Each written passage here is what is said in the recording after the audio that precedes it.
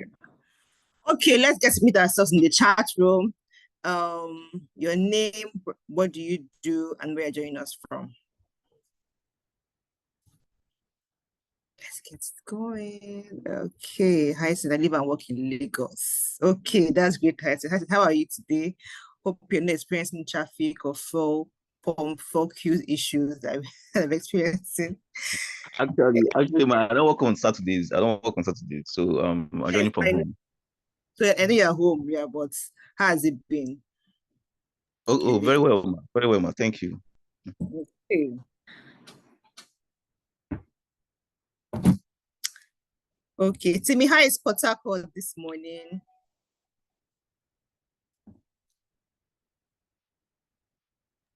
Port Harcourt is fine, thank you. Port Harcourt is fine. It's about to rain here, anyways. Okay. Yeah. Okay, that's nice. Wilfred, thank you. Wow. Wilfred, how is Ajaokuta this morning? And Mulanda, how is Zambia? Ajaokuta is fine, thank you. Okay. Mulanda, how is Zambia? Zambia is okay. How are you, Chichi, and everyone? Yeah, my Zambia brother. Welcome. Thank you. Okay, that's great. Remedy, welcome. Welcome. Good morning. Welcome. To tell us where you're joining us from this morning, so we can get started with our session this morning. I know it's an early session, so let's just get started with it so we can get right done with it and then get back to our normal weekend activities. So, okay, what person? Francesca from Lagos, Remedy from Yaba, Lagos. Okay, my Lagos people are here. That's nice. Okay, so today we'll be having our class on strategic positioning at the workplace, and our host already on the call, Damilare. Okay, Damilare is a people and culture leader. Okay, let me just introduce it. So first of all, who am I? For those who have not met me before, who don't know who I am, my name is Chidego Agbochai Kina. I'm a senior HR professional, talent manager, and also a career coach. I have over 9 years experience as a recruiter. I've managed over 5,000 employees. That's one of Africa's largest QSR brand. I've also led HR at the biggest retail fast food chain in Nigeria. And I hold this HR certification from HRCI USA, and I've helped over 200 people land their jobs. So please, can we all mute our mics? Can we all mute our mics, please? Thank you. Okay, so introducing our speaker today, we have Damilare. Okay, let me just read his profile. Damilare Imisioluwa, okay, is a HR professional with over 11 years work experience, spanning across the retail, the QSR, retail, and estate management sectors. He started his career with Food Concept PLC, one of the Czech Republic in 2013 as an assistant restaurant manager. After great restaurant management and operational excellence in 2014, he was promoted to be a field trainer. He has since moved from being just a trainer to his current role as people and culture leader for Hartley Supermarkets, a top retail chain in Nigeria. Damilare is an internationally certified HR professional with a senior human resources professional certification from HRCI USA, and he is an associate member of the Nigeria Institute of Training and Development. He's married with a beautiful wife and blessed with a boy. So who is best fit, right, to take us on this topic today on strategic position than someone who has grown from being an assistant restaurant manager to now being a HR leader in the country? Who else than Damilare? Okay, welcome Damilare to this call, and I hand over the mic over to you. All right, thank you very much, Chidiogo, for the introduction. Thank you for having me here. Good morning, everybody, and thank you for having me here. It's nice to see everybody on the call. I noticed some familiar names. Hello, Tolani. Yeah. Okay, Tolani happens to be one of my mentors, so it's great to have my mentor on my call. I hope I get good feedback after this. So my name is Damilare, okay, as earlier introduced. People and culture leader. People and culture leader is just a fancy name. I'm an HR professional, as you understand. So we all know HR has morphed from different names. It started with people and personnel management. At the point it was admin management. Later it becomes human resources. They morph to talent management. And now people and culture or people operations is what people call HR.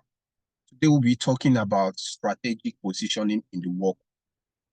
So permit me to share my screen. It's going to be an engaging class, so I'll need you to be ready to engage. I also need you to be ready to open your phone. I'm going to have icebreaker where you need to do some voting. Now, maybe at the end of this class, you might suggest this voting thing to your government. Maybe it's going to be very open and it's a very open, it has integrity. You get to see it later on and it's going to be fun. So let me share my screen. Let me know once you see my screen.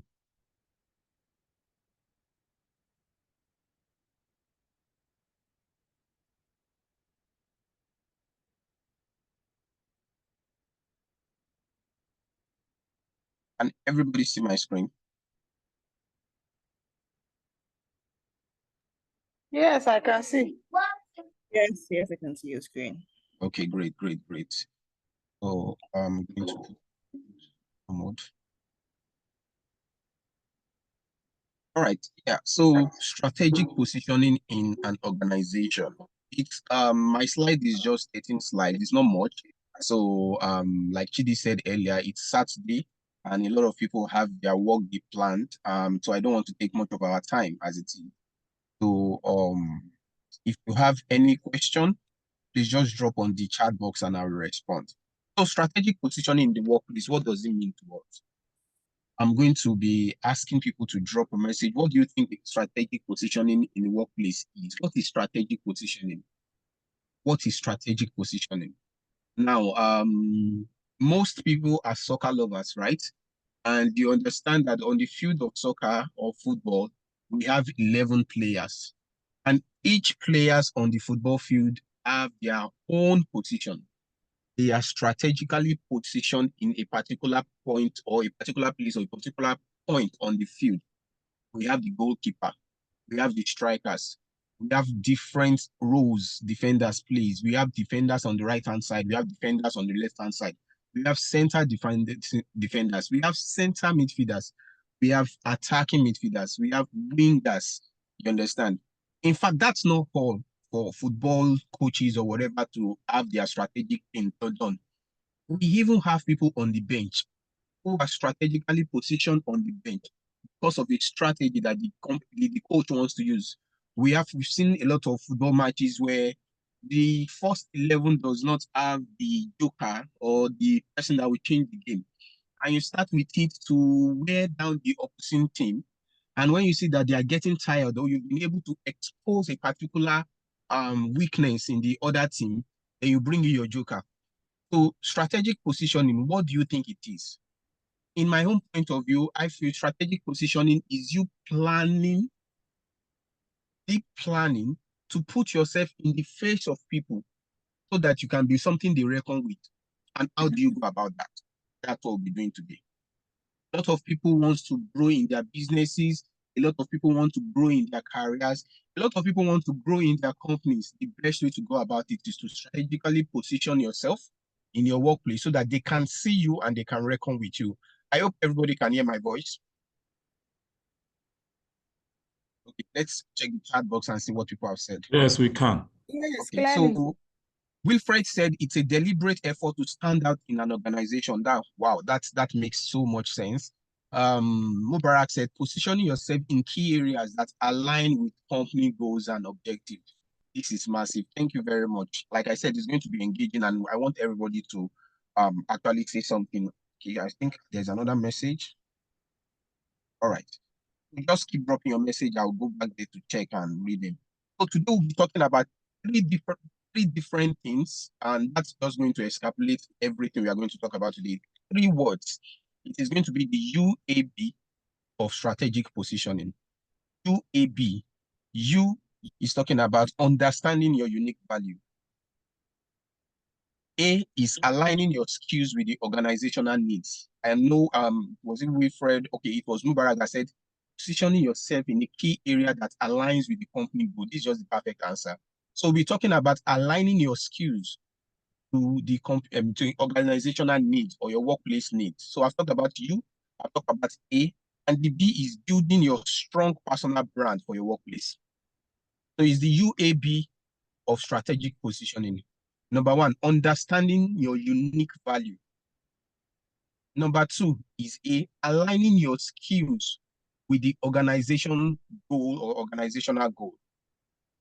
And B is building a strong personal brand, building a strong personal brand in your workplace. So we'll talk about those three. So here I have it here as strategic positioning is the process of understanding your unique value proposition. That's the U. Aligning your skills with your organizational needs. That is the A. And building a strong personal brand in your workplace. To be sincere, it is all about making yourself stand out in the crowd and positioning yourself for success. If you want to position yourself for success, this is the right webinar for you to be in. This is the right thing to do. This is the right place to get the learning so that you can move forward in your organization. So this presentation will guide you through the steps to achieve strategic positioning and navigate your career journey effectively. And once again, yes, my name is Damilare. Okay. Now let's go into the U part of it. Understanding your unique value. So if I should ask you, what is your value proposition? What do you think, or what do you think the value is? Can I pick somebody to unmute and tell us? I would like to hear from our Zambian brethren. What do you think your value is? What's your value? What's a value proposition? Anybody unmute and let's hear you. Okay, thank you. So in my own understanding, basically the value is the difference that you are creating both for yourself and for the company as you help the company grow and also help you grow. Okay, so you can hear him say that difference you are creating that helps your company grows. So it means that you are bringing something to the table, right? See, the truth of the matter is that whatever you bring to the table is the value you are proposing. So I've heard a lot of people, you know, it's a common word around these parts of the world with regards to relationship, especially the men asking the women, what do you bring to the table? So strategic positioning is you bringing something to the table. That thing you bring to the table is that value. And it's not just any value. Everybody has a lot of value, but there should be a unique value you are bringing to the table. And now we need to understand that unique value. That is the U of strategic positioning. That unique value you bring to the table. That is what we are talking about. In my own English, I'm not using dictionary English. The value is something you bring that differentiates you from every other person. Something that people can attach your name to. Oh, that is Mulundu. Is it? Don't let me modern it. What's the name again? Mulunda, right? That Yes, is yes. Mulunda. Mulunda is someone with integrity. Abraham is a fast-paced worker. That particular value, just like you said, that's that thing you bring that makes the company grow, that affects the company positively, and everybody can reckon with. Now, unique value, it's possible you have a value of integrity, and you're in a company of 1,500 people, and out of the 1,500 people, 1,000 people have that same integrity. Does that make your integrity a unique value? Yes, it is, but will it place you in a strategic position in the company? Yes, it's mine, but you'll be having a lot of competition. That's why we don't want to just talk about any value, that unique one, that you know that people suffer or your organization suffer, and you can profile, you can present, or you can give out. That is what we are talking about. So let's go to my second slide. So defining your unique value, and I want everybody to have this icebreaker. Hello, who's talking? Okay, so we are having this icebreaker. Go to your phone, visit www.menti.com. Can you quickly do that, please? Everybody? visit www.menti.com. When you get to that website, it's going to ask you for a unique code. So put this code 63070165.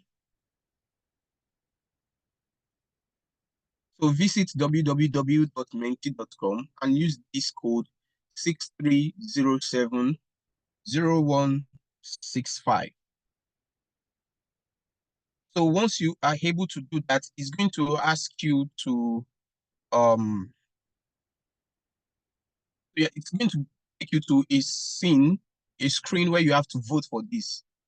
Which of these mobile phones do you value most? I can see somebody already voting. You can see this is iPhone 14 Pro. It's cost 1.550 million naira in Nigeria. Another person is choosing Samsung X23 Ultra, which costs almost 1.6 million naira. So we have 12 people on this call, including myself. So I'm expecting at least 11 votes. And this is an as you go, you can see, okay, we have another vote that is Samsung is leading with 2. Nobody is actually choosing this Nokia 8800 Gold, which costs over 4 million naira. That's $2,717. So I'm expecting other people Can to you join share the this. code? You said? The code. The code is 63070165. 63070165. So let's go. Let's get at least 3 more people to vote. I just want to get to a particular, I'm trying to arrive at something here. So somebody has chosen iPhone. Another person has chosen, 2 people have chosen Samsung. I'm waiting for other people to vote. So go to www.menti.com. Menti is spelled MENTI.com. Then use that code 63070165. Oh, Samsung is leading. Another person just chose Samsung over iPhone. Interesting. Another person has chosen Samsung instead of iPhone. Let's get one more person. But what's happening? I'm going to ask a question. Okay, we have 2 iPhone voters. You know, the funniest thing about this is that you cannot vote twice. So you voted once, don't try to vote again.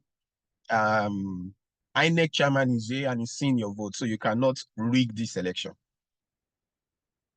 We have 5 people who has chosen Samsung, 6 people right now who has chosen Samsung, and 2 people who has chosen iPhone. So let's end it here. I'm not going to ask a question. I want the 2 people that chose Samsung to tell us why they chose, 2 people that chose iPhone to tell us why they chose iPhone and not Samsung and not the Nokia Gold, please. Unmute your mic and let's talk. Please, while every other person mute their mic, let's hear from them. Thank you. The 2 people who chose iPhone, why did you choose iPhone and not Samsung and not even Nokia 8800 Gold? Cost even over times 2 of what you've chosen. Anybody? Let me go. I chose the iPhone. Okay. So I chose the iPhone because it's something I've used a lower version of the iPhone, and it gave me value, right? So, and that's okay. So I now imagine, okay, since I've used the lower version like an iPhone 7, and it gave me value in terms of quality of picture, ease of use, when my screen breaks, to repair it is not so expensive. So with that experience I had of the lower version, so in my head, buying the higher version would mean improve experience. Do you understand? Great. And then looking at and then comparing it with the other ones, Samsung and Nokia, if the screen breaks, it's more expensive to fix those 2. So comparing it with that, for me, is more cost effective, regardless of that the price. So aside that it's not expensive, the price, but the value it gives me, right, based on my own personal needs, based on your personal needs, that's where I'm going to. So based on your personal needs, and which is, it gives you that value of you getting to doing your things right on time, you having an experience with the lower version, and it gave you everything you want. The repair, it's not too expensive. What other thing did you mention? Yes, so that is one value that it gives to you. You understand? But the most important, the root point is your personal needs, what you can afford at that particular point. Looking at the future, is this sustainable? That is you repairing if it gets. So that is why you've chosen iPhone. So let's hear from people that have chosen Samsung. Samsung, please, anyone? Francisca said the level of usefulness. Francisca, which of the phones did you choose? Okay, I chose Samsung, and Okay. I did that based on the fact that iPhones, I don't know, they always look small and tiny, and the writings and everything is so tiny. The screen is not that large. So, but for Samsung, it's big. The screen is is wider, and I believe I don't know, the pictures Okay. are clearer than Okay, great. iPhone. And Thank then you. Okay, okay, go on. all right. So then it's less expensive than iPhone. I think basically that's why I chose Samsung. Although now that Mam Chidogo is bringing out what's it called, the major issue with Samsung, which is the screen, I didn't think about that. But then that was why I chose Samsung. Thank you. All right, great. At least even before Chidiogo made you become biased, you had your own favorite phone right here, right now. Until you Yeah. heard from Chidiogo, understand? iPhone was going to Samsung was going to sort your particular need at a particular point. And I like one of those things you made mention of. Said iPhones are always small, right? And Samsung, the way it is, it's big. I don't know what other people. I would choose Samsung too, actually, because I have something Samsung has done for me, and I prefer Samsung to iPhone. Okay, let me take one more person. That is Edith Ozumba. You are raising your hand. Any contribution? Yes. Thank you, Francisca. Yes, I actually just came in, but I've listened for like 1 minute, and I think the comparison is between iPhone and Samsung. So we are not comparing edits. Okay. What we are doing here is to choose which one works for you out of these three phones. Which one do you value more? Okay, I use the three of them. No. But Just you should value one more than the three. I'm sure if you are going for a party, there's a particular phone you use. I value the this is really difficult because they all have a reason why I use each of them. But I have them. Can you I in 1 use minute? Can you I think I edit value the Samsung more. My more? reason is because it's easier to use. That for Easier to me, use. a lot of people find iPhone easier to use, but I find Samsung easier to use because it's Android. Oh, great. Okay, phone. All right. So I use the high version of iPhone, but all I use it for is for recording our video, and that's all. Oh, great. But any other thing like day-to-day communication, listening to anything, I use my Android, which is Samsung. So just imagine. So you have Download something you are using iPhone for. Hello, Edith. Thank you very much. Yes. So for Samsung, you have something you are using it for. For iPhone, it presents its own value. Now I see Yes. Mulunda also raising the hand. Mulunda, I'm just going to ask a question. I don't want you to answer the previous question. Why Okay. is it that nobody is choosing Nokia?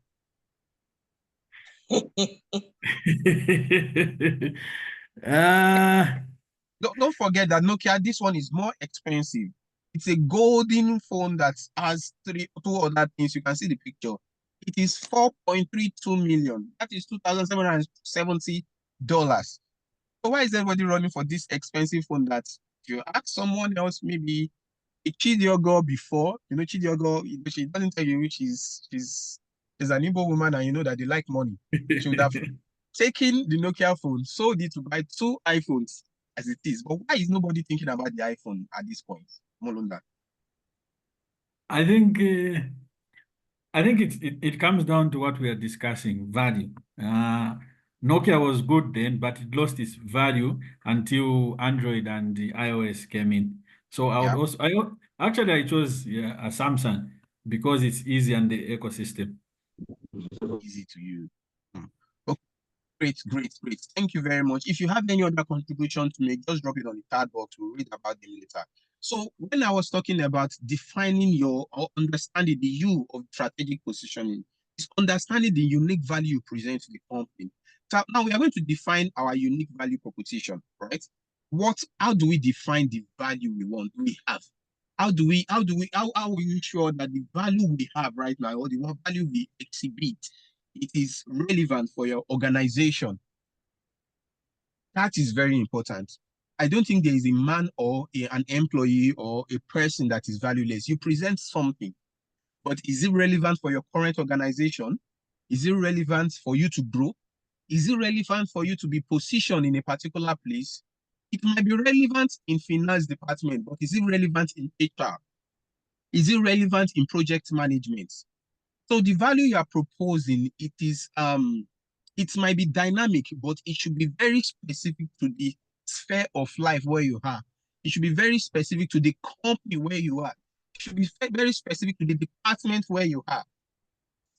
You understand? So let's move. So your unique value proposition is what makes you special and valuable to employers. It is the combination of your skill, experience, personality, passion that sets you apart from other candidates. You know, when we started talking about this value, I told you about in an organization where you have 1,500 people, just imagine you said your value is integrity. And tell you for a fact that at least maybe 500, 700 of them, of your co-workers, are also people of integrity. Does that make your value useless? No. But does that make it unique? Not necessarily. You understand? The passion, that experience of personality or skill, a combination of yours, it's not just a skill, it's a combination of your skill, your experience, your personality and passion that set you apart from other candidates. That is unique value. A combination of your skill, your experience, your personality and passion. You can be skilled in one area, but you don't have the experience of how to tackle the issue. That does not make your value unique. You can even have the skill in a particular area and you have the experience, but you have the most awful personality. You will not be seen. People will not see you. Now, even if you even have the skill, you have the experience, you have the greatest personality like Jesus in the world, but your passion is worse. You are not sacrificial. You take things with levity. Oh, it's 5 o'clock, I'm closing. They want us to close. I'm resume 9 o'clock. I'm resume 9 o'clock. I cannot take calls after work. I'm not saying all those things are too much, but we get to understand the reason why I mentioned all those parts of work. Passion, it is very, very important. So it is a combination again of your skills, experience, personality, and passion that sets you apart from other candidates or other employees. So think about what you are good at, what you enjoy, how you can contribute to a company. Identify your strengths, areas of expertise, and what you can offer that others may not. Very important. I'm a man of integrity. And other people in your department and other people in your company offer that. If it is yes, it should be another value you are looking at. I am sacrificial. Do other people have that particular value? Yes. And other people do that? Yes. So it's not, don't take it away. Add it to the values you are presenting, but that is not the unique thing. I am technically sound. I know how to use graph to make reports. I'm good on Excel. I'm good on PowerPoint. If you are good on Excel, don't stop there. Start running after Power BI if other people don't know about Power BI. You understand? So these are how you make yourself. This is one of the ways you make yourself different from other people. And that is how you identify your unique value proposition. Like I said, it's a combination of your skills, your experience, your personality, and your passion. And that thing that sets you apart from your organization. So this could be your technical skills, it could be communication skills, it could be problem-solving abilities, or even be creative thinking and out-of-the-box approach. Just imagine everybody has every other value you have, but they don't know how to think outside the box. Who do you think people will go to for solutions to their problem? Who do you think your line manager is going to call amongst your staff? Okay, let me tell you something about me. Me and Chidi, we work in the same organization. You understand? At the point in time, we were in the same level, and you know, it was an healthy competition between me and Chidi. And that's why we are still here, even after leaving the organization for 3-4 years, we are still best friends, you know. My boss, our boss, then, whenever he wants to assign an assignment to Chidi, if he wants something to be done fast, he gives it to me. If you want something to be done detailed work, he gives to Chidi. You can see the two different values that we bring to the organizations. Now, Chidi might also work fast, but maybe not as fast as I am. I can also be detailed, but maybe not as detailed as Chidi is. So this my boss understand that these two guys are two different entities. If I want something, I get it from this one. If I want this thing, I get it from this. You know what the two of us did not do right? We should have combined those values together, and somebody should have had those two so that that person will stand out and the person will be unique. Maybe if we've had this training before that time, maybe that's what, maybe I would have gotten promoted before Chidi, or Chidi would have gotten promoted before me. But you know what? The two of us just remain at the same level. So this is just live experience. I'm being practical now, understand? So you can look around and see what other people present to you. What do other people present that you have? Can't you combine all those? And this person knows that it is only you I'm going to come for creative thinking. It is only you I'm going to come for approach, out of the box approach. It is only you I'm coming for problem solving skills or communication skills. You understand? I know if you follow Chidi on LinkedIn, Chidi, sorry, I'll use you as examples a lot today, right? If you follow No Chidi on problem. LinkedIn, she posted something, I think yesterday or day before yesterday, and it's talking about how she cannot communicate clearly without fear. I remember those days. She was talking and she was not ashamed to say that she stammers, right? You need to see Chidi talking now. You need to see Chidi talking. It's not as if the stammering is not there, but the confidence has overshadowed the stammering. That is us saying that this is a weakness in my life and I need to treat it immediately. And now Chidi is a public speaker. Who can imagine a Chidi of 4 years ago that cannot talk with so much confidence during induction, or 5 years ago? A whole lot of things have changed. That is something unique that she sees that, okay, other people are getting the edge above me because of this. Let me work on this. And she wrote a whole lot of things that she went through to get herself to this level. So you can follow Chidi on LinkedIn to see what she drops a lot of nuggets. Chidi, I'm not advertising you. You have to pay for this later. So let's talk about number one thing that you need to improve. No, Your it's skills okay. and expertise. Yes, Chidi, I'll send you my invoice. Skills and expertise. What are you particularly good at? What specific skill and knowledge you possess that are valuable to your employers?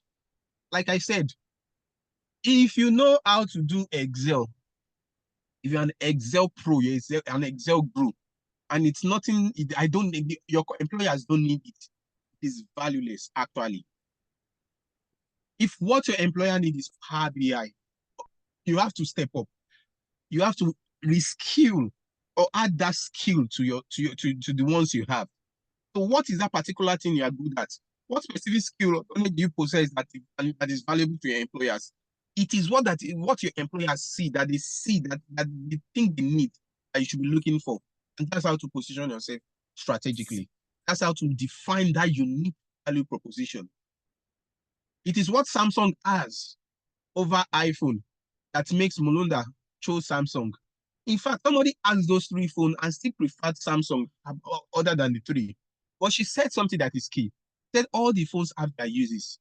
I use my iPhone to record, to do videos, But why is she not using Samsung to do that? Because iPhone present that particular thing, that particular edge above the other thing, other phones. Your passion and interest. I've talked about passion earlier. What are you passionate about? What are you passionate about?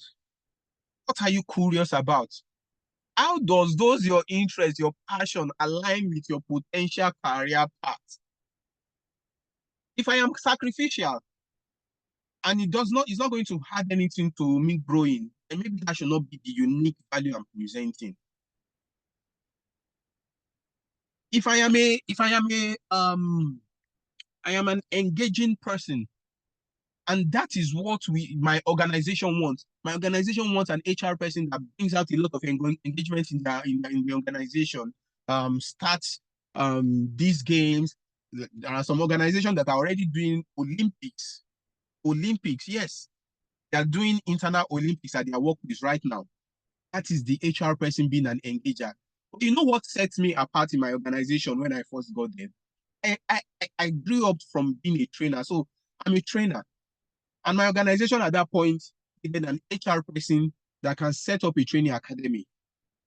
They didn't tell me, but I knew there was a need for it. And I knew I had it. And I pushed it forward. And it made me like we are getting a new CFO in my company. So you make me number 2. I'm number 3 in my organization, currently number 2 because the position of the CFO has not been filled. You understand? Personal quality. This is talking about your personality. What are your key personality traits that makes you a valuable team member? Think about your work ethics, communication style, and collaboration skills. Collaboration skills. So those personal qualities, you have to check it. And from there, you can define your unique or understand your unique value proposition. The last but not the least is the value to employers. How do you contribute to the company's success? What specific problem can you solve? Or what opportunity can you capitalize on? I just told you about me being a trainer. I capitalized on that opportunity. Saw that there was a need for it, and I came in and I solved that opportunity. In fact, I hope nobody from my organization is on the call. Let me check first before I say something. Okay, nobody yet, but you'll see this recording. In fact, I grew faster from just an ordinary HR manager, and in just 2 months, they made me head of HR and admin because my then line manager saw that, okay, the way I was taking the work, the passion, the value I present, I'm not just an HR person that sits in the office. I'm on the field. I'm in the operations. I see things in the operations and I try to fix it immediately. And the admin manager, which we are supposed to be on the same level, was just not doing that. And I had to add somebody that was supposed to be on my level, and I became his edge. You understand? So that's how it is. Those people had to go at the point in time because they were not presenting, and we had to get in another admin manager. So now I head the HR and admin department. And it didn't just stop there. And later on, they saw that, okay, I present the value of training. I was going to set up training academy, So, you know what? And I also have an experience in culture transformation. So I did the roadmap for us to transfer our culture, like that. And I said, no, this is not just going to be head of HR. It's going to be people and culture leader. You know, for all those nomenclature change, there's a change in salary, seriously. So I wish there can be another nomenclature change in the next few months, few weeks, because yes, you know, it is what it is. So let's move on. Any question you can drop on the message box, please.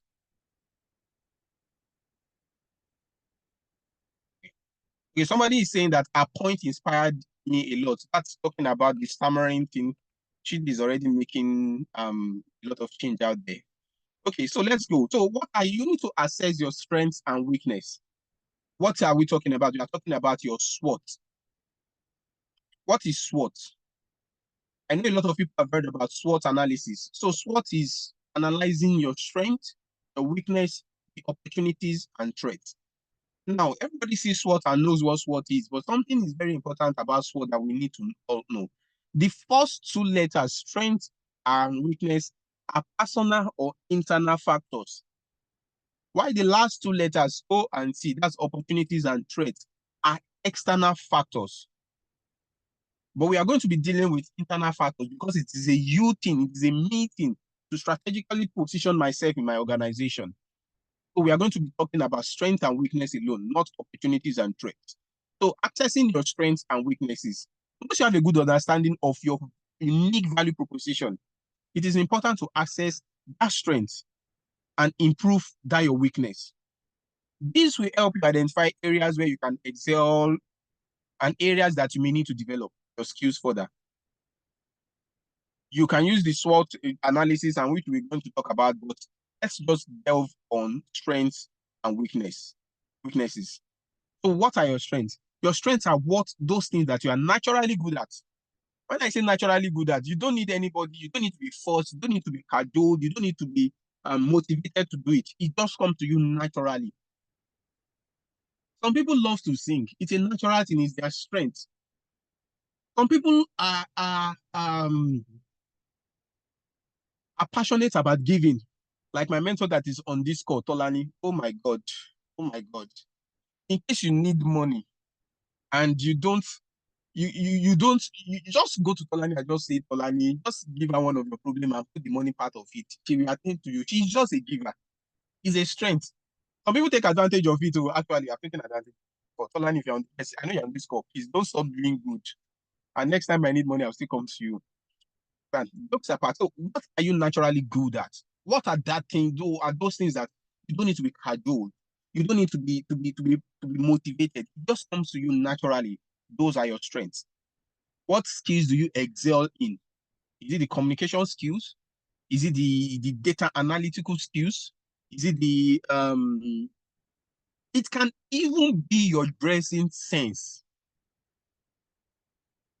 It can even be your dressing sense. Some people like me, I don't have top-notch dressing sense.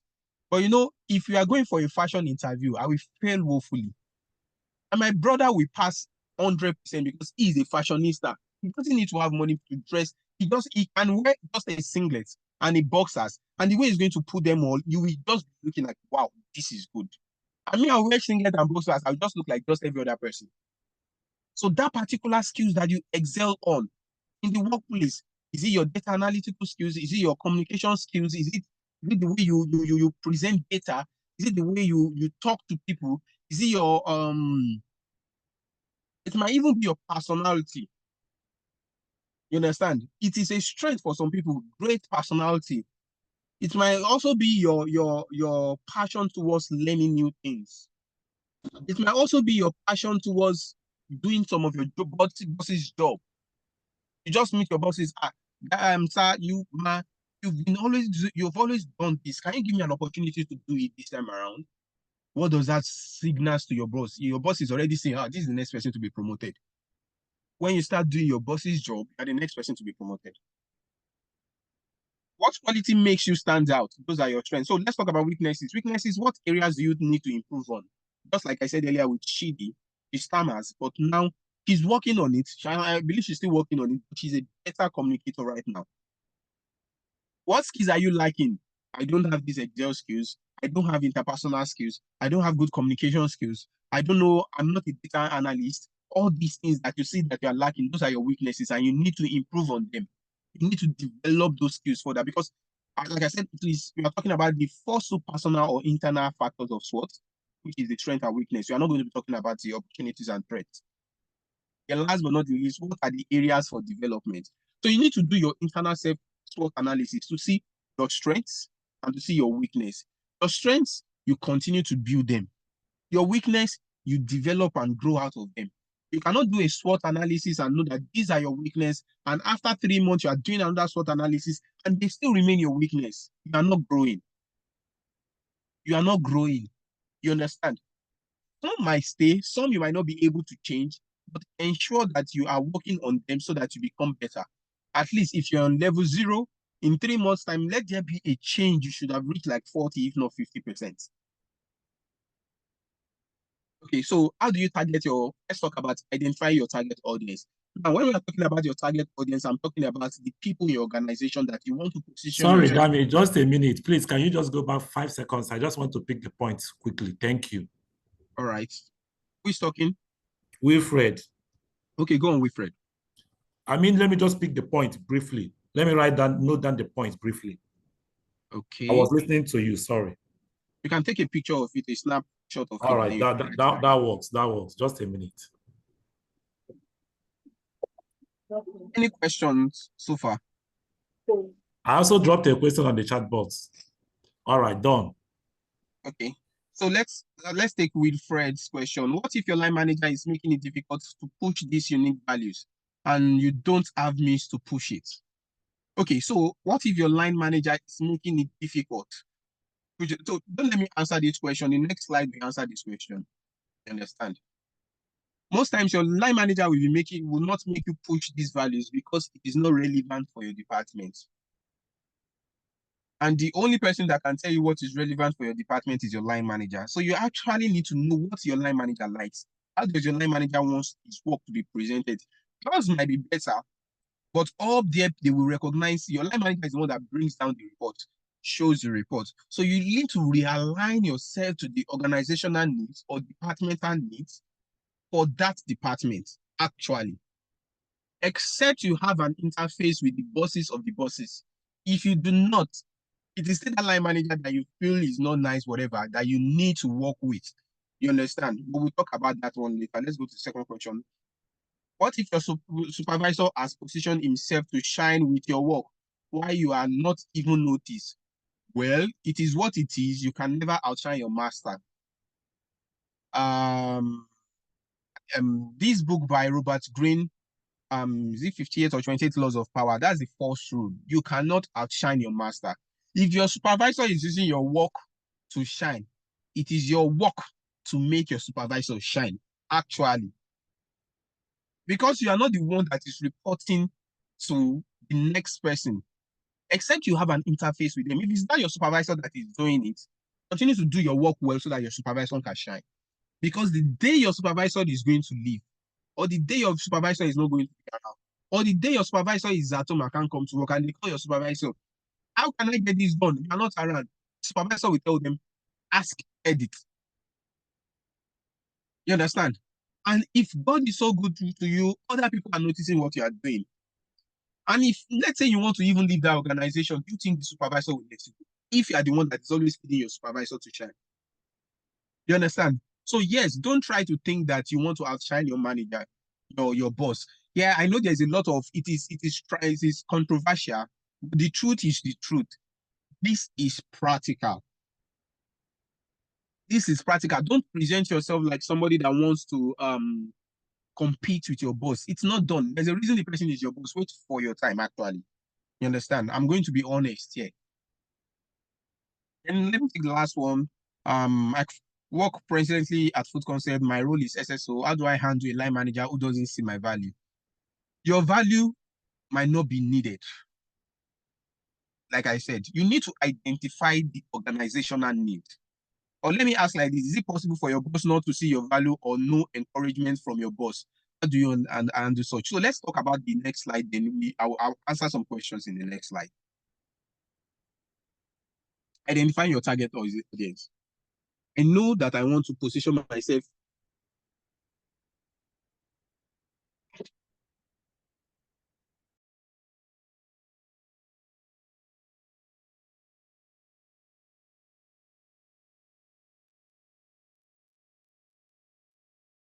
Hello, can you still hear me?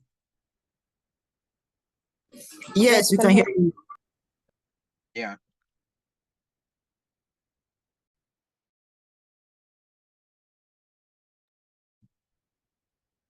Okay, sorry for the break. So how do you identify your target audience? How do you identify who you need to impress? Because if you want to strategically position yourself, it means you want them to see your value. It means you want to impress some people. So how do you target them? Your target audience is a specific group of employers, companies that you want to work with. That is you coming from outside, right? But if you're already inside, your target audience is the specific person you want to strategically position yourself for him to see you so that he can present or appreciate your case. It might be your line manager, it might be your CEO, it might be your MD, it might be another head of department in another department that you are looking at, okay, I want to join this department. That is your target audience. Understand? So consider your industry. Consider the type of company you want to work for. Consider the specific role that you are in, that interests you. Research different companies, their values, and their culture. This is from you that you are outside. But for you that you are inside, especially people that are talking about their line manager, research about your line manager. Know what interests your line manager. Know what particular thing that the line manager, the need for your line manager at that particular point in time. You need to know them. If you don't know them, you cannot work with them. You understand? So that particular thing is what you should be identifying. You should try as much as possible to identify industry or people. For the industry, what industry are you interested in? What are the key players in the industry? What department are you interested in? Who are those people in that department that you want them to be seeing you? Or is it even your department? You understand? So who in that your department do you think is the power play? The key players in your department that needs to see you. So you need to identify the people for the industry, for the department. And you need to identify the key players. It's very, very important. If you don't know what those key players want, whatever value you are presenting, you might be misfiring.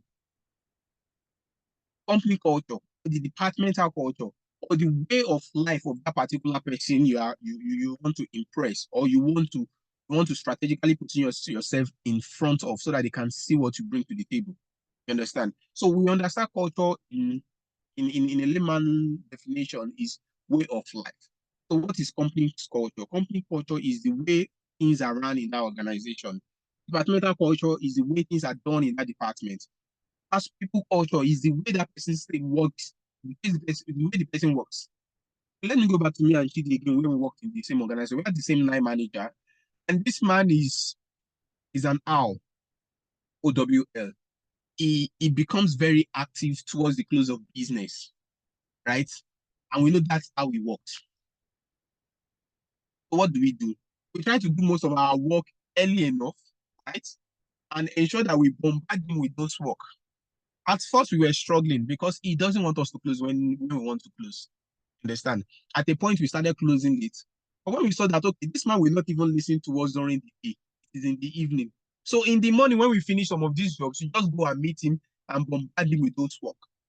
So by evening, he's already tired and he's also trying to go home. You understand? So you need to understand how that person works. He's a line manager.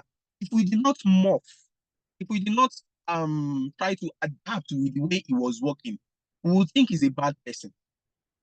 Well, at first, we actually thought he was a bad line manager. But till date, today, two of us, we look at him as, oh, this man has a very good impact in our career.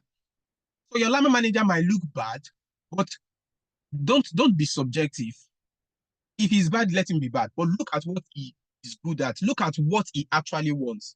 I used to tell people, when you want to solve a solution, don't look at the person, look at the problem. It is when you look at the problem that you'll be able to solve that particular solution.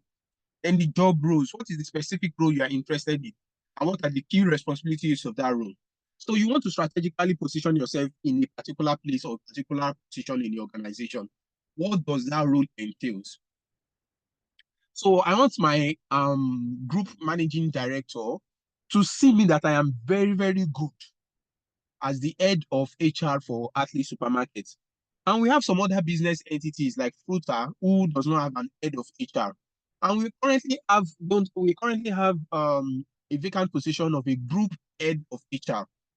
If I want to position myself into that role so that I can pick up that role of group head of HR, do you know what I'll be doing? I'll be trying to solve issues of other entities, because that is one of the job responsibility of group of head of HR. Is somebody talking? I don't know if you got me. Understand? You need to understand the specific roles and responsibility of that particular thing you are going in for. And it's on that responsibility, it's on that role, whatever it is, that you start putting your values into, so that it can be attractive. Any question on this? I think with this one, I've been able to tackle most of the line manager issues and the line manager's question. Okay. Do I take this off?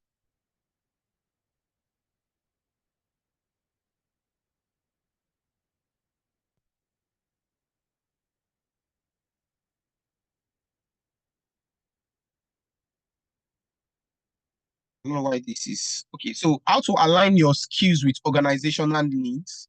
How do you align your skills with organizational needs? Once you know your target audience, sorry. Once you know your target audience, you need to align your skills with their needs. I already know it's my line manager. I already know it's my GMD. I already know it's my CEO. I already know it's my head of department or whatever. These are my target audience, or even this other company, that is my target audience. Like most people, because you want a particular organization to drop you a DM on your LinkedIn, you start posting a lot of things that will attract them. Understand? So what are those things you need to do by aligning? We are done with understanding our skill set, our value. Now we want to talk about aligning your skills to the organizational needs. This means understanding your skills, experience that employers are looking for, or your line manager is looking for, or your HOD is looking for, or that CEO is looking for, and ensure that you possess those skills or actively develop them. Now, see that word actively. You keep developing. Because there was a time that anybody that knows Excel is a guru, is very important, is a data analytics, a data analyst that we want. Right now, if you know Excel, you don't know Power BI, you're in trouble. Because people have morphed from just ordinary Excel. You understand?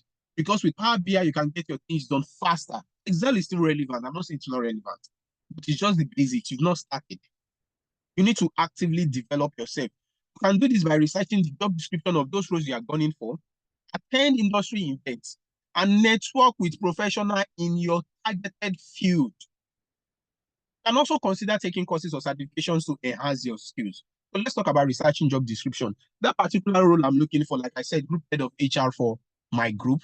I check the job descriptions. If I'm actually interested in it, I'll start doing the jobs of those group head of HR.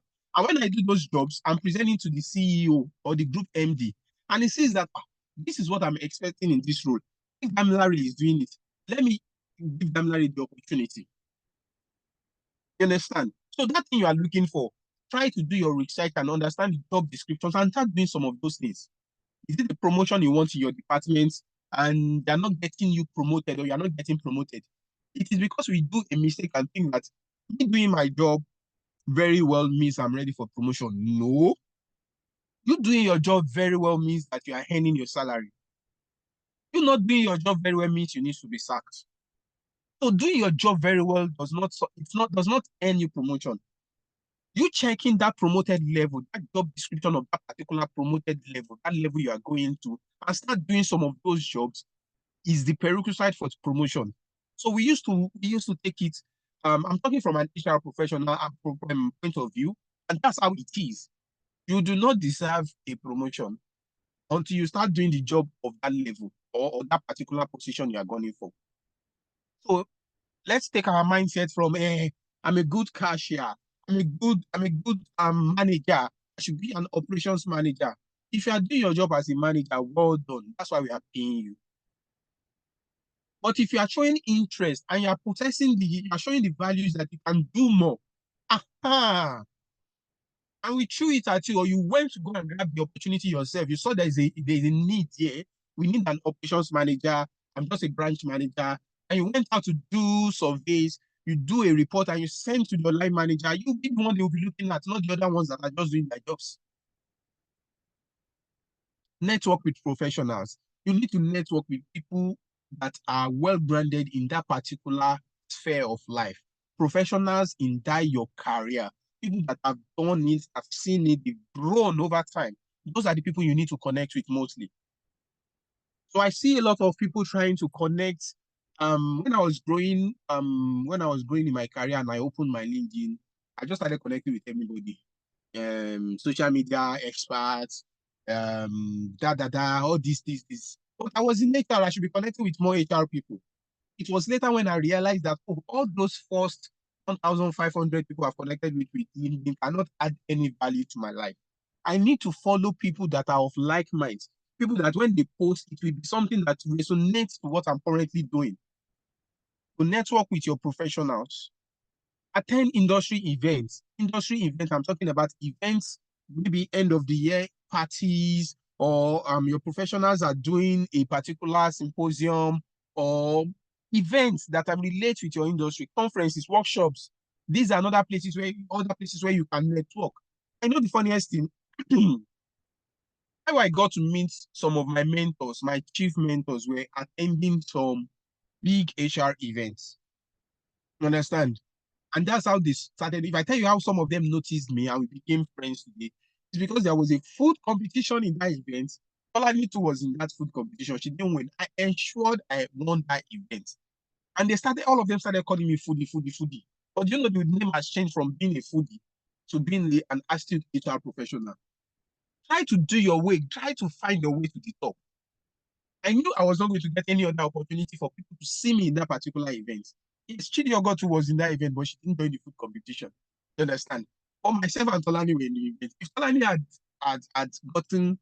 had won that particular that food competition, maybe she would have been closer to those professionals before me. But I can use that one to brag that I got closer to those professionals before Tolani. Yes, Tolani on the call. I'm telling you now.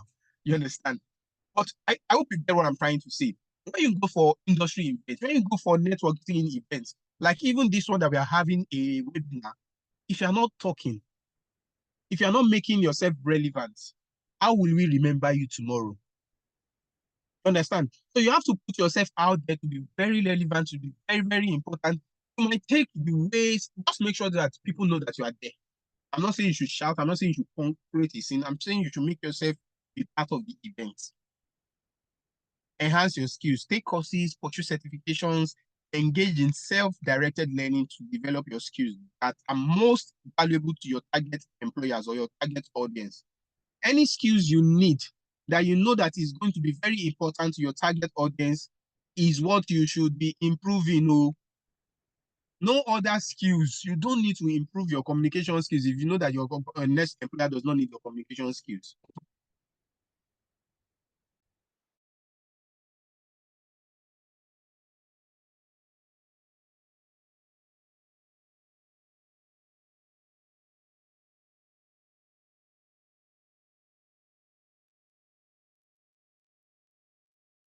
So sorry for the break. So enhance your skills, the ones that are most relevant in particular. You understand? I'll tell you that at a point in time when I joined HR, even the first questions that was asked that I told the person that was going to train me was, Madam, I don't know anything about Excel, and I see that you people do a lot of Excel work. How do I go about it? And the person told me, I'll mention her name. She's on this call. Her name is Tolani, so you can follow her. She's my first teacher. See, whatever I am today, she started it in my life. So please, everybody, can you help me give Tolani a round of applause? Tolani Adelunga. So she's my first teacher. She's my first mentor in HR. So she told me something very important. She said, you know what, Dami? When I joined HR, I know nothing about Excel also. But if I can do it, you can do it. And that's how I started building myself in Excel. And I become very good in Excel that I start teaching people for Excel too now. I make money from Excel. In fact, 2 months ago, I made my first foreign currency on Excel because I trained somebody for 3 weeks and she paid me very well.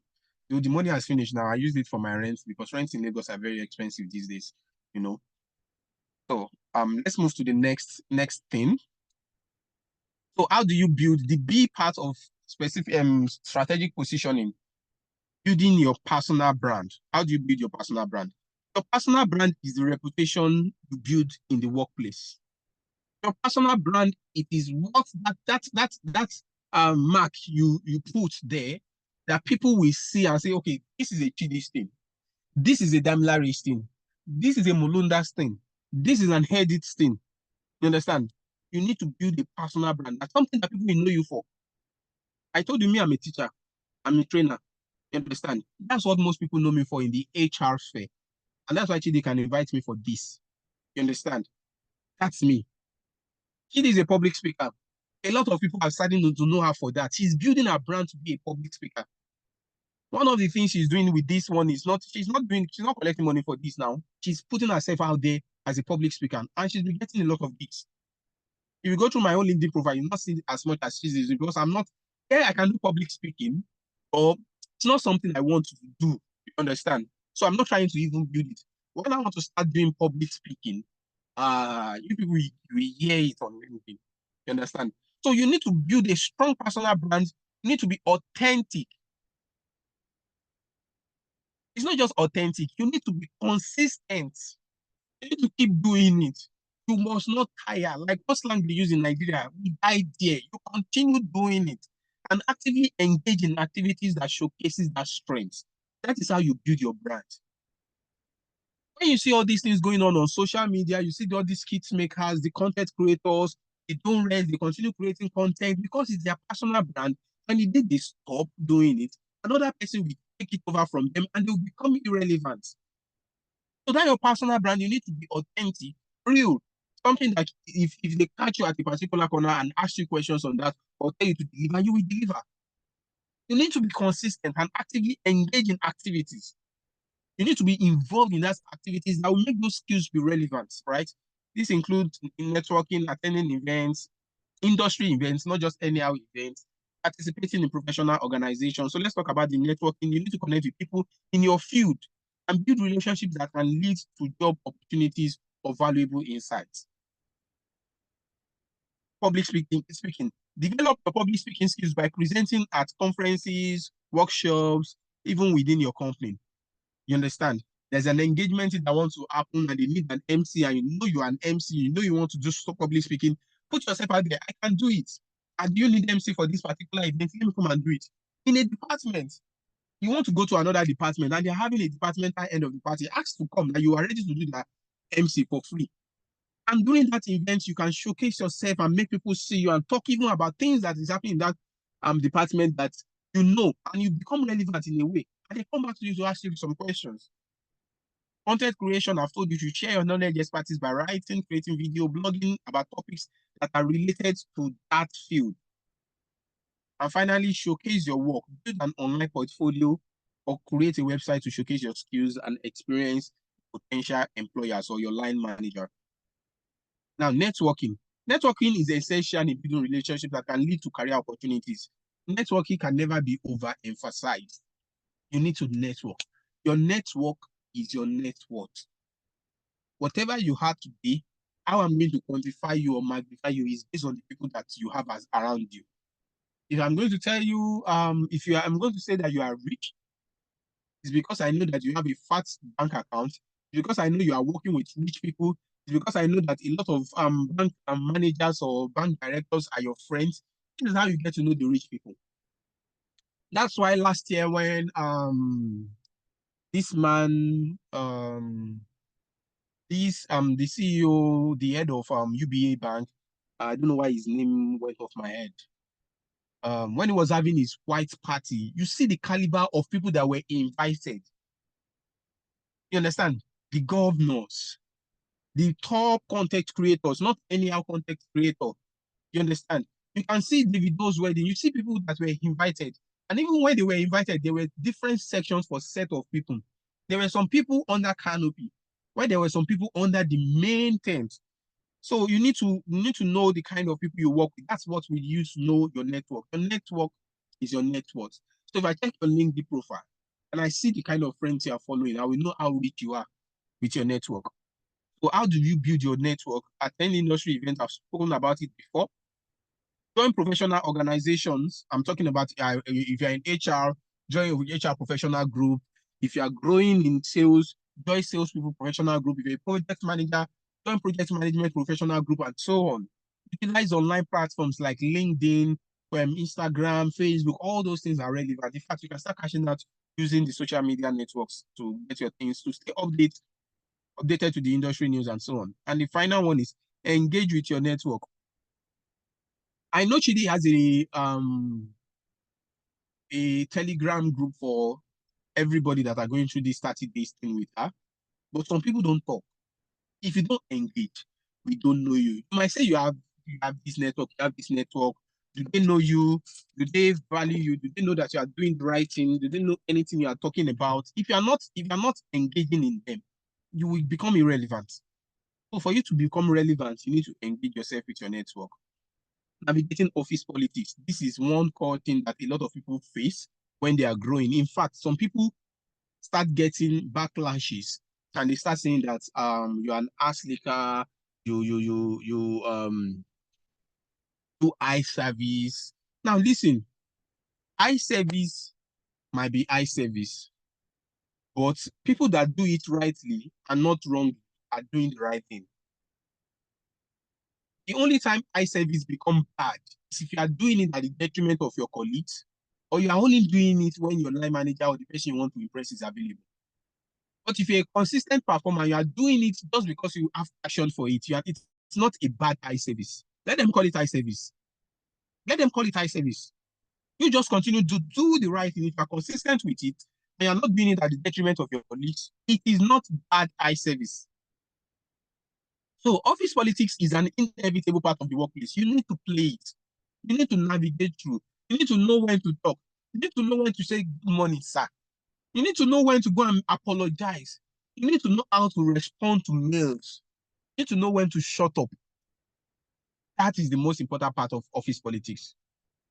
You need to know when to shut up. And you need to know when to talk. You understand?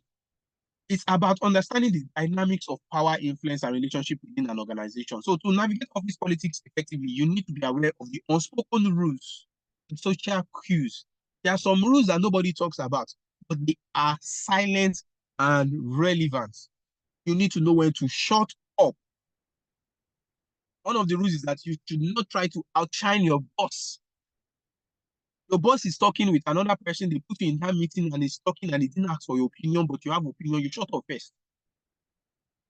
You understand? When you see that there's an opportunity to talk, be sure that it is, so what you want to say is not going to put your boss, not going to belittle your boss, because the day you do it, you might be the best person, he will start working against you.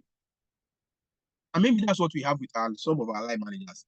Some of us has great ideas, interesting ideas, and you've not seen or noticed or you've not understood how to align it with the organization or departmental goals, and you're bringing out those ideas. They are not relevant now. They are not. We should understand the relevancy of many things before we start dishing them out. So how to be to do this office politics thing. Number one, you have to be professional. Maintain a professional demeanor. Respect colleagues. I talked about it. And avoid gossiping or spreading rumors. Number two, build relationships. Develop strong relationships with your colleagues based on mutual respect, trust, and collaboration. Number three, you know why building relationships will help you? When people are saying eye service, the relationships you are building, when they are talking about you, they say, no, that's how he is. He's not even cajoling. He's not trying to do eye service. He's just passionate about the job. That's what he does. You wake him in the midnight, he will do it. He says he's going to work overnight. This person is a workhorse. You understand? But if you don't build a relationship, nobody will defend you when they're talking about you anyhow. You understand? Another thing, the reason why you need to build a relationship is that the decisions that will make you be who you are in an organization, when they are making those decisions, you will not be present. That is for fact. But the relationships you have built over time, we talk for you in those meetings. In fact, there is something we call what's the word again? There's this thing in performance management that we do. You understand? I'll get the word. So where we want to decide on who to give this point on their performance. You said calibration. Yes, calibration. You understand? So at calibration sessions, in fact, after your line manager must have appraised you good or bad, and they are talking about promotion. So calibration, we have your line manager, but most times your line manager will not be talking. The person facilitating the calibration, maybe HR or the CEO, will be asking people, what do you think about Mulunda? And the person you've not worked with the person before. Maybe because you've just attended their event and you did something, maybe you're Mulunda is a nice person. And he has experience. In fact, we invited him to our end of the year party. And if you see the way he was talking about our department, you feel he's part of our department. That is a pass mark for you. Another person says, Mulunda, that one can greet you, eh? Anytime he sees you, he greets you. He's very respectful. Mulunda Mulunda has a great fashion sense. He speaks well. What else are you thinking about? What are you talking about? This is a calibration. Even if your line manager did not call you very, very well, the other people that are calibrating your matter has called you, and you can get the job. So you can see that Mulunda has strategically positioned himself in the minds of other people, not even his line manager. You understand? So it is very, very important that we build good relationships. Focus on your performance, deliver high quality work, and make valuable contributions to the team. Let your performance speak for itself. Stay informed. Know about the company's policies. Know about the company's procedures. Know about organizational change that are happening in your environment. avoid misunderstanding and conflict. Don't let yourself be involved in shouting, fighting of unnecessary things, bad energy. No. You don't need to play that bad game. You understand? And seeking opportunity for growth and advancement. Yes, you need to seek for opportunities for growth. So career growth and advancements, they require proactive effort. Like I said, if I want to take the job of the group head of HR, if I'm interested, I'm not interested in it actually. If I am interested in it, I'll start doing some job of that role. That is me seeking the opportunities. That is me strategically positioning myself amongst other colleagues that might be interested in that particular role. Get the JD, understand the JD, and start doing some of those jobs. It's about identifying the opportunities for a professional development, seeking mentorship, very important. You need to seek mentorship, and I've talked about mentorship many times in the past.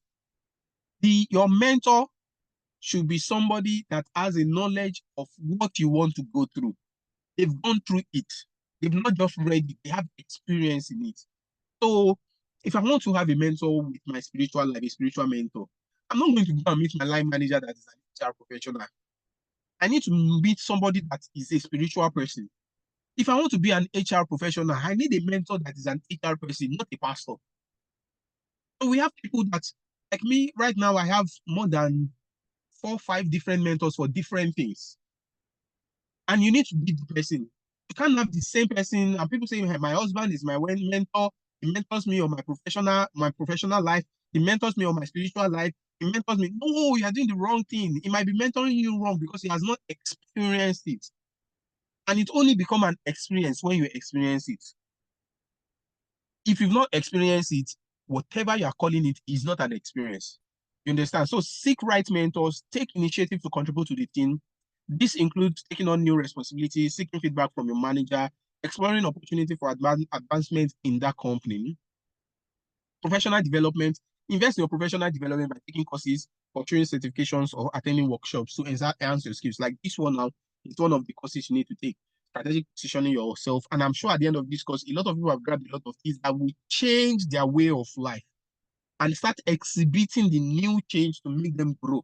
You understand? Mentorship, seek out mentors. I've talked about mentors. Take initiative, take on new roles, responsibilities. I've talked about it. If you start doing the job of your line manager, you're the next person to be promoted. When you start doing the job of your line manager, you are the next person to be promoted. No matter how good every other person is, they are only doing their job. You must be good in your job and start doing some of the job of your line manager. Let him try. Please.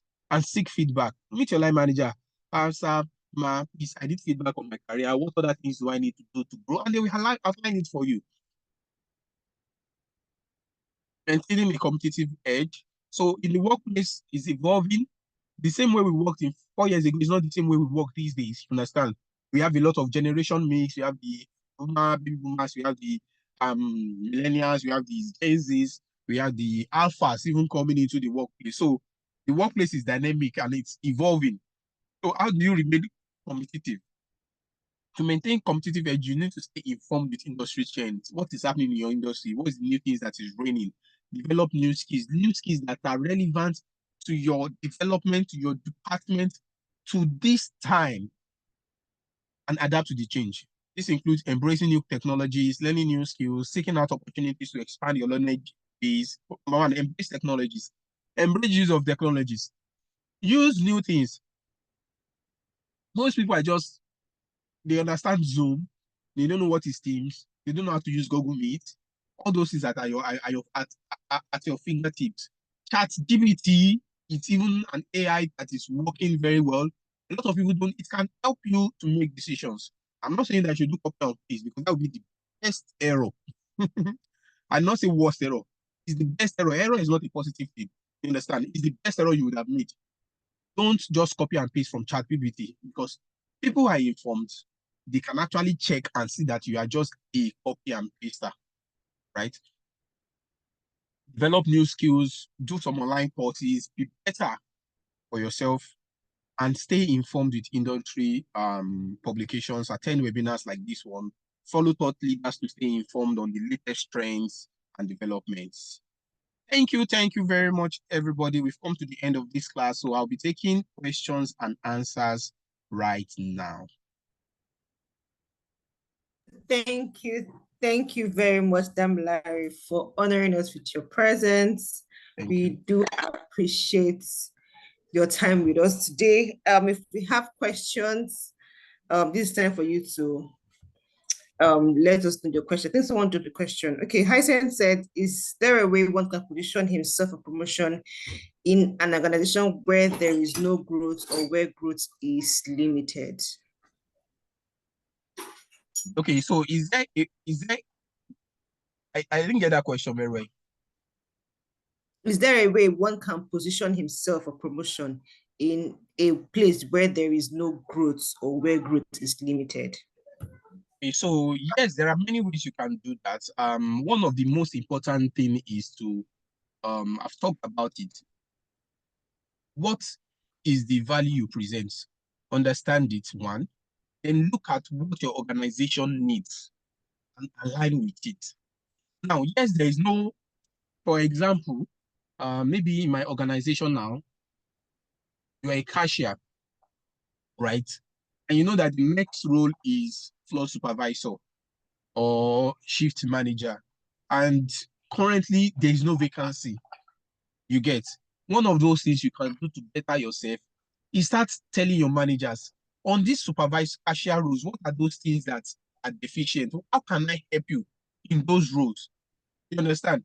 At that opportunity, maybe theft opportunity that you can close up, give them ideas that they can make that can be relevant. What are the organizational needs? There is no organization that is 100%. There's a minus, there's a need. Look for that need, study and research.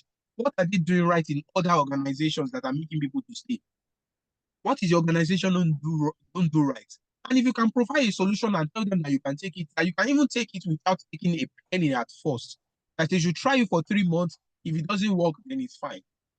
You need to be sacrificial. You need to put yourself out there. You understand? So yes, it's possible there is no promotion opportunity there, but if you do the right thing, you present opportunities for yourself, they can create a role for you. And even after that, and they are not creating a role for you, and you think you've done enough, you cannot do it again, get other jobs. There is nothing that is tying you to a particular company.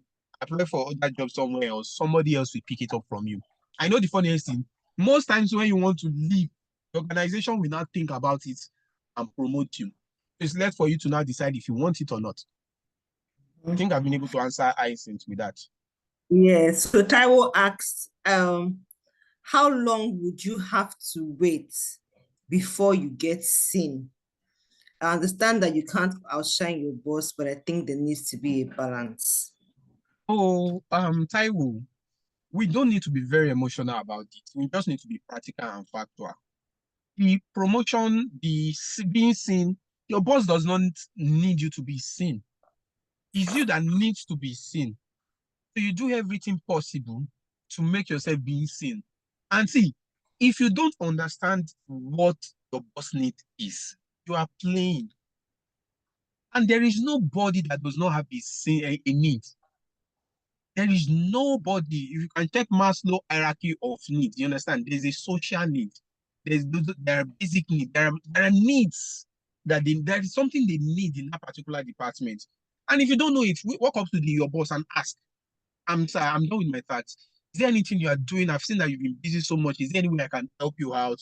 Or is there any other thing? There's this question that people have failed to ask. Go and meet your line manager. Make sure before you meet your line manager, you're a performer, you are doing your job. And meet your line manager and say, I've done this. What are those things I need to do to get the next level job or the promotion? And can you be my mentor? You are not asking, you are not doing eye service, you are doing the right thing. What are those things I need to do to attain the next level or get a promotion, and I need you to mentor me? You've subjected yourself to your mentor. You know that in a way you've robbed the ego of your boss. Every person wants to be a mentor to someone, and you're just subjecting yourself to that person. And the person says that you're a hard worker, you're a performer. Oh my God, let me mentor this person. You understand? So a lot of times we make it emotional. We just want to focus on ourselves. Yes, we want to grow, but you focus on the problem. The problem is that there's a need that you need to attend to. Thank you very much, Dami. So, Anos, let me just add to that, right? I understand that we could have some bosses that will, hold you back. The bosses that would still in as much as it's your job to make them shine, right? There comes a place where a boss start mentioning your name, dropping your name, that, oh, it was Damilare that did this. Oh, Taiwo actually did this. Started dropping your name, but some bosses, because of the way they are and the way they are set, right? They don't do that. So one thing to do, I think, is a trick that myself and Damilare had used in the past, was that their line manager, he goes on leave. He or she goes on leave. When he goes on leave, you're in the office with his oga. When you have, go and mention your ideas at that point. Because I remember a time I had an idea that I wanted us to do for women's this celebration, and coincidentally that period my boss was on leave, so I had to go directly to his own oga to mention, because I had to tell somebody my idea. So I went directly to her. She was like, so she was so impressed and gave me the authorization to run to implement that idea. And that got me a recognition in the whole business. Just imagine, I didn't take the chance of that leave period to make my idea. So look out for opportunities for you to get seen. You don't need to. Exactly. You need to be in these, and see, your career advice is an intentional approach. Like, it's business. Like, for me, my career is business. And for business, for me, I'm serious about it. I'm not playing with anybody. So I'm intentional about I'm intentional about looking for opportunities, right? He's on leave. When he's on leave, how do you do? Or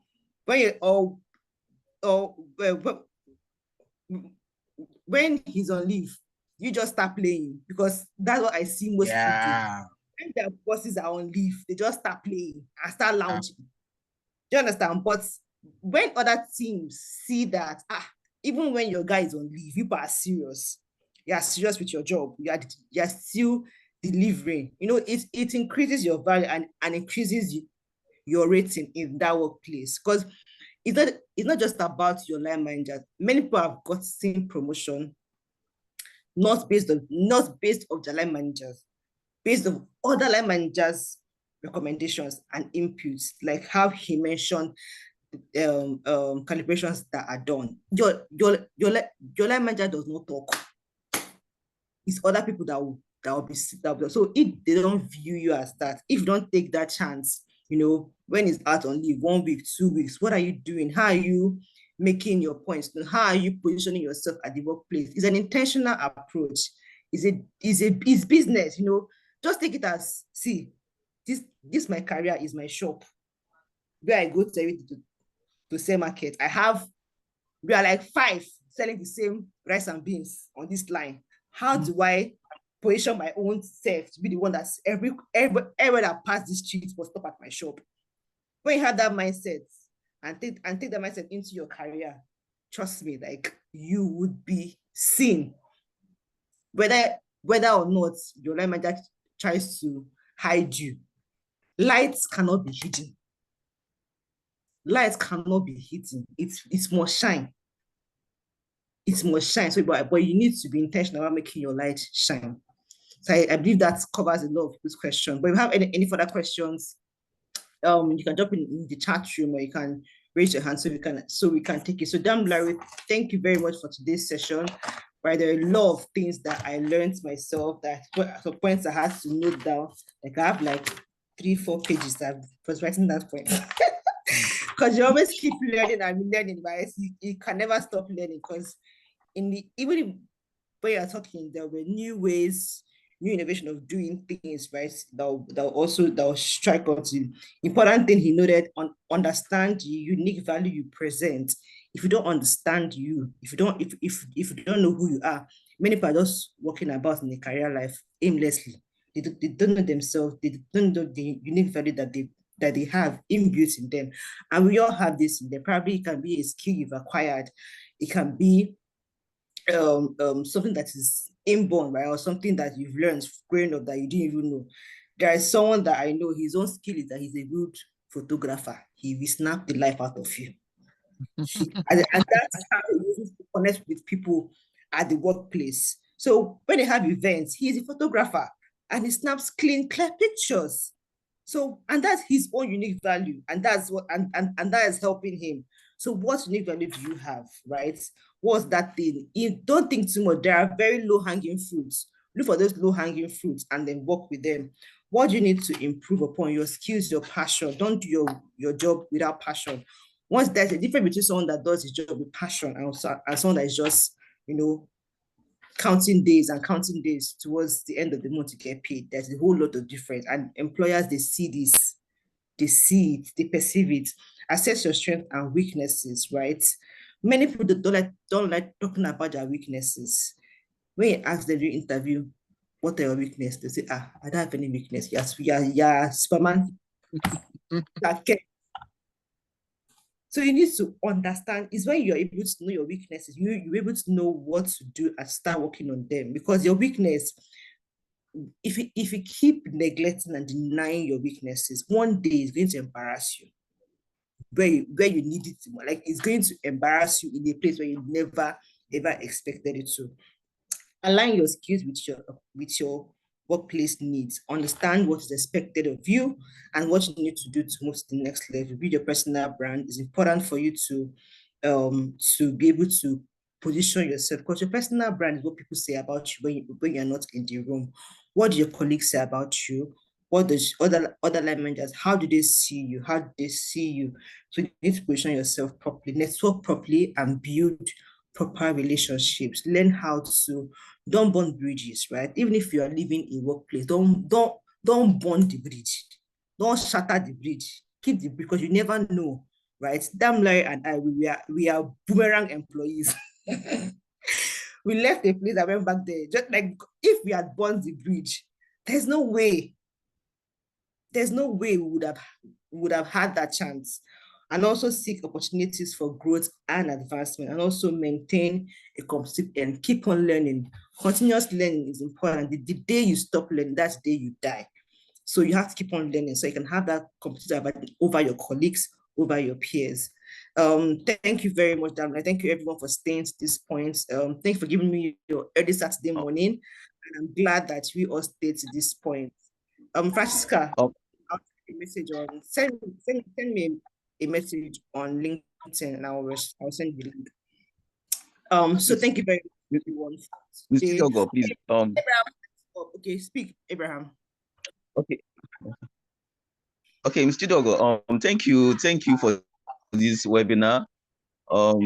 Thank you, Mr. Damilare. Thank you, Mr. Diogo. It was quite an insightful section. So, Mr. Diogo, please, is there any way I can get a notification for your future webinars? So I'm really quite to get it more interesting. Okay, I always post about my webinars on LinkedIn. So if you follow me on LinkedIn, you'd always get to see when I post about my webinars. So you would see that. Just send me a message on LinkedIn. Abraham, your hand is up. Thank you. Okay, thank you for the webinar, Mr. Diogo. Thank you, Mr. Damilare. So I just want to ask a personal question to Mr. Damilare. I don't know, like you said, you started as an ARM in food concepts. So presently I work at food concept as SSO. Is a new role that started last year. So I just want to ask, how were you able to navigate it? Because I understand ARM is an operation based. I'm sure you understand what I'm trying to ask. So how were you able to navigate it and skyrocket your roles to where you are presently? I mean, your career. Thank you, sir. So interesting, but let me ask you a question. Like you said, the SSO role is a new role. What does that mean? It's a store support officer. Basically, store support officer. I mean, call it well now. Store support officer. So that is interesting. Now, I used to tell people I'm an accidental HR person. Let me explain the role to you. Abraham, no, I know. I know the role. Yeah, I know the role. Yeah, so I used to tell people I'm an accidental HR person. In fact, I never knew I would become an HR person. Understand? I never even knew I was going to work in Chicken Republic. I'll start my career in Chicken Republic because I used to eat Chicken Republic when I was in university. And I don't want to talk about the story, you understand? So, but Nigeria happened, you have a dream of working in the bank or being a lecturer, but there is no job out there. You have opportunity to get a job, you start a job, and I want to guess that's what happened with you. Now, me, I'm an accidental HR person, but there is something unique about me. Solid education. I wanted to train. I wanted to be a lecturer. So that's like a baseline for me. So even when I got my role as an assistant restaurant manager, I was training people. I was ensuring that my staff don't resign. When my line manager was on leave, I took charge of that restaurant, Jibowu then. And in fact, in 2013, I was the first person to score OSC score of 94% in Chicken Republic. That was 2013 December. Understand? And everything with Chicken Republic in my stores, every manager liked me. I had a very good personality. And interestingly, or luckily, at the point in 2014 or 2014, Chicken Republic hired a training manager from South Africa, KFC South Africa.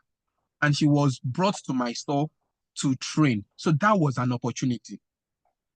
In that time when she came around, I was training people and she loved the way I was training people.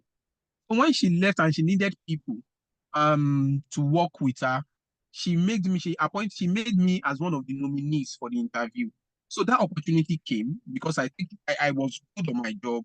I had great personality, and she felt this is one of those people she would like to work with. So I did an interview. I passed the interview. So it wasn't as if I was just unpicked. I became a trainer. While I was in trainer, Tolani on this place was an HR person. Sometimes I will leave HR and come and play with Tolani, talk to Biodun, making myself known so they can see me. So when there was opportunity in 2014 December, when the HR person was going to leave, there was a need for a replacement. But that role is not a very senior role. So they had who was interested. It was even a colleague of mine in training that was giving the role, and he said he was not interested. And I took it up.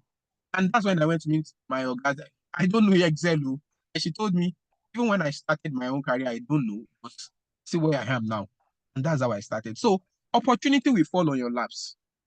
You have to be ready. There's nothing called luck. There is nothing called luck. What people call luck is that you were prepared, the opportunity came, and you took it up.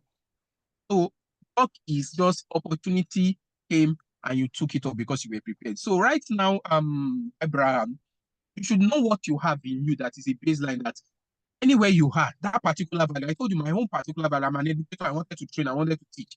It's a baseline for me. And it's one of the operations of HR to be training. You should have a thing that is your value. And you should have what you want to do and where you want to go to. Every time and now and then there'll be opportunity knocking on your door. It just depends on you. Are you ready for that opportunity when it drops on your door? It might be a new job. It might even be promotion in that particular thing. And stop. Why can't you move into full operations? You understand? So that's just what I think. That's for me. That's how I grew. Opportunity came. I was prepared and I took it up.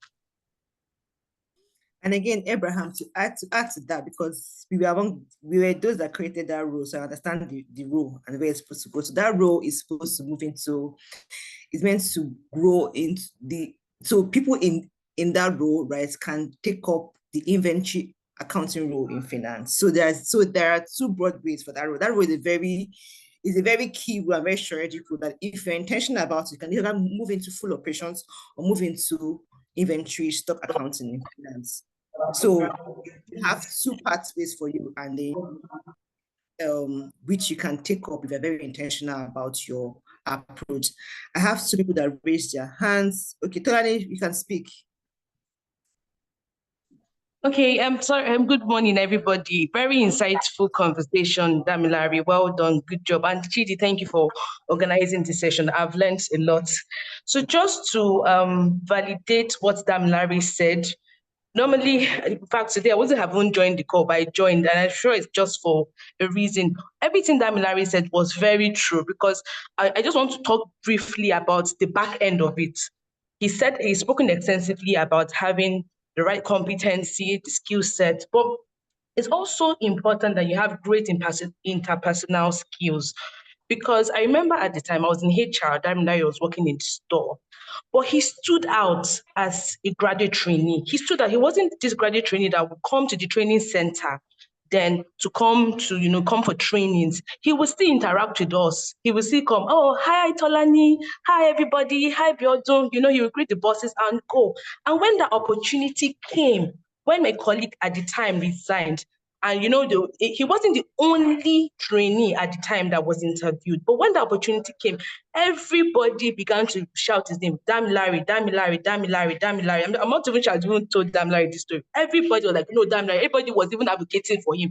The interview he did well on the interview, but everybody was just gunning for him. So it shows that apart from even having the right competency, you also have to have the right attitude towards work.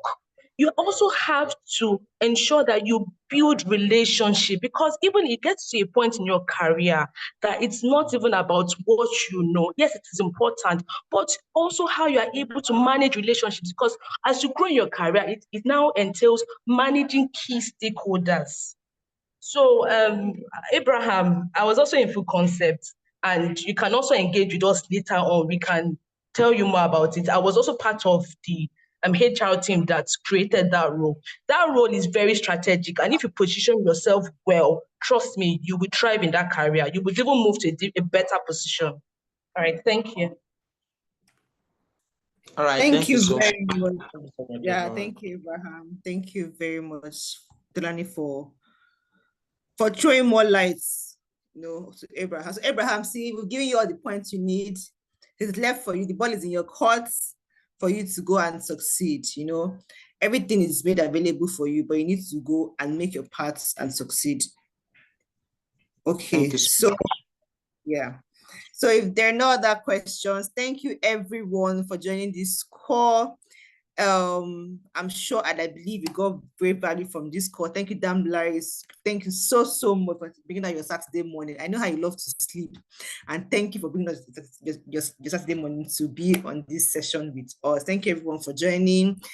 I come your way again next time. Take care. Have a great weekend. Have a great day. Bye, everyone.